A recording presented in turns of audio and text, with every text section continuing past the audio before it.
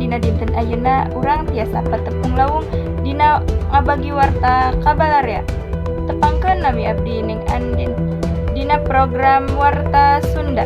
Aya sababaraha warta anu bade didugikeun ka pemirsa dina waktu 15 menit kapayun.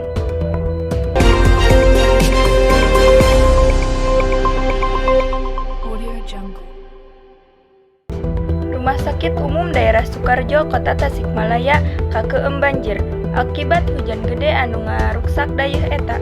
Sabtu 27 Januari 2024 akibatna cai ngeueum di sababaraha kamar rumah sakit jangkungna 30 cm. Kitu deui bagian handap ranjang pasien milu kakeum banjir. Aya sababaraha kamar perawatan rumah sakit nu daerahna kondisina leuwih handap di permukaan jalan. Nyaeta kamar perawat inap.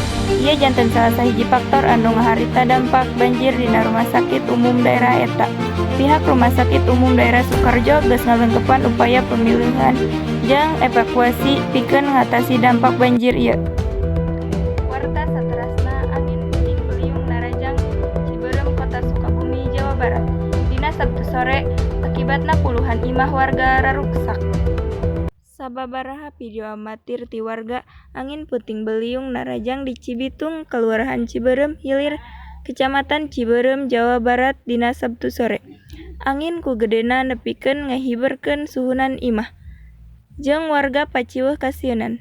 Angin datang ti belah kaler ka belah kidul keur panon poe caang. Janten aya 36 imah warga anu ruksak ku peristiwa eta.